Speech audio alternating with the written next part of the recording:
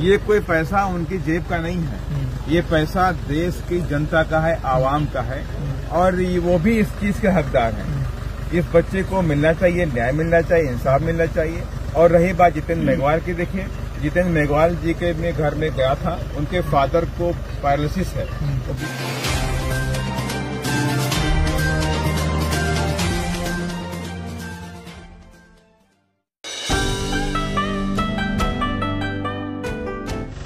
एक महीने बाद 10 दिन बाद कोई यहाँ नहीं मिलेगा, लेकिन सारा दुख तो आपको ही झेलना।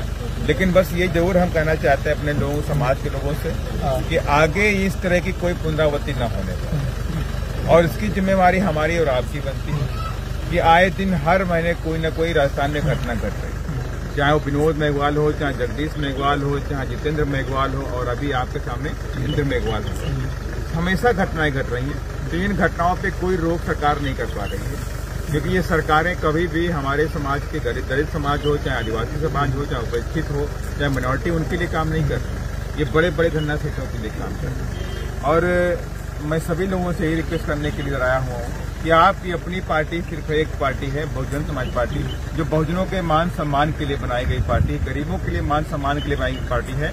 और आप इनको सत्ता में लेके आओ, और जो सत्ता में जो कौम होती है, जो लोग शासक होते हैं, उनकी बहू बेटियों के साथ में बलात्कार नहीं होता, मर्डर नहीं होता, उन पर अत्याचार नहीं होता। यही मेरा मैसेज आप सर। जो अपराधी होते हैं उनके पीछे भी समाज खड़ा हो जाता है, और हमारा समाज है वो दब जाता है कहीं ना कहीं। जैसे हम यहाँ रिपोर्टिंग करने आते हैं ना, तो वो कैमरे के सामने आना नहीं चाहता है। अगर उनको पूरी भी कहानी भी पता है कि हाँ मटकी थी स्कूल में, लेकिन कैमरे के सामने भी आना नहीं चाहता है। इतना उनके पास मतलब दबाव है, क्या है मतलब। देखिए, राजस्थान में तो हालात तो बस से बदतर हैं दलित समाज के। ये बेचारे हमारे जो कौम के जो लोग हैं, ये गरीब हैं, और ये बेचारे गांव में रहते हैं, वो खुल के नहीं बोल सकते। उनको पता है कि आज हम कुछ भी खुल के बोलेंगे तो आज तो आप चले जाओगे, कल उनके लोगों को मारा जाएगा, पीटा जाएगा, इसीलिए बेचारे खुल के नहीं बोलते। लेकिन ये नहीं भी बोलते हैं, लेकिन परिवार के लोगों ने तो बता दिया है। उस बच्चे की जो दर्द भरी दास्तां है, उसने बता दिया है, पूरे देश को बताया है।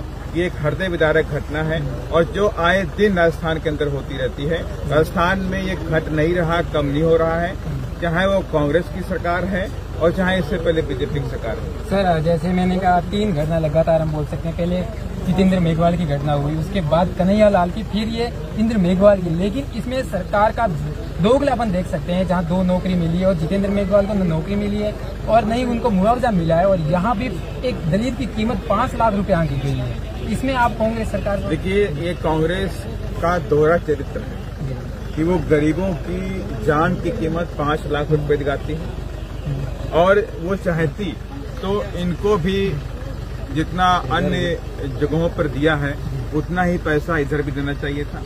ये कोई पैसा उनकी जेब का नहीं है, ये पैसा देश की जनता का है, आवाम का है, और वो भी इस चीज के हकदार हैं। इस बच्चे को मिलना चाहिए, न्याय मिलना चाहिए, इंसाफ मिलना चाहिए। और रही बात जितेंद्र मेघवाल की, देखिए जितेंद्र मेघवाल जी के मैं घर में गया था, उनके फादर को पैरालिसिस है, वो बिस्तर से उठ नहीं सकते हैं। उनकी एक बहन है, अभी वो उनके भी मतलब उनके परिवार पे बहुत बड़ी रिस्पांसिबिलिटी है, लेकिन वहां पर भी इस कांग्रेस सरकार ने उनको कोई मुआवजा देने का काम खास नहीं किया। लोगों की डिमांड थी भाई 50 लाख रुपए, नहीं 50 लाख दे रहे हो तो परिवार के एक सदस्य को नौकरी दे दो, उसने वो भी देने का काम नहीं किया है। तो इसलिए ये सरकार जो है इसको उखाड़ फेंकने का समय आ गया है कि 2023 में मैं समस्त बहुजन समाज के लोगों से आह्वान करता हूं कि इसको क्रांति के रूप में लीजिए और 2023 में अपनी सरकार बनाइए और खुद शासक बन जाइए। सर, एक सवाल है, में सामाजिक जो नेता बन रहे हैं आजकल उभर रहे हैं, कोई कह रहा है मैं 17 को आ रहा हूँ, कोई कह रहा है 18 को आ रहा हूँ, कोई कह रहा है 23 को आ रहा हूँ। इसमें समाज में कहाँ बदलाव जाएगा कहीं?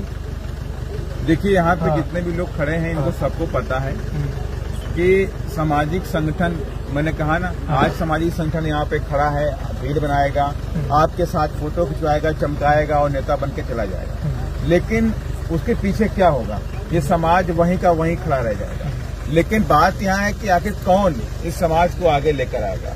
आप सबको पता है कि देखिए, यहाँ पे जितने भी साथी यहाँ बैठे हुए खड़े हुए हैं, सब जानते हैं कि मान्यवर श्री कांशीराम साहब ने पूरे जीवन भर संघर्ष किया, और पूरे जीवन भर संघर्ष किया। माननीय बहन कुमारी मायावती जी ने पूरे जीवन भर संघर्ष किया, तब जाकर के आपको एक सम्मानजनक पार्टी बनाई, देश की एक तीसरे नंबर की राष्ट्रीय पार्टी है जो बहुजनों के मान सम्मान के लिए बनाई गई है।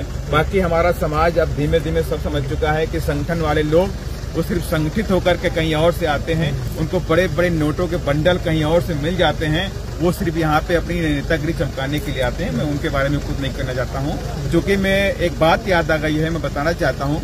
माननीय श्री कांसीराम साहब ने कहा था कि मैंने एक बहुत बड़ा विशाल कुआं खोद दिया।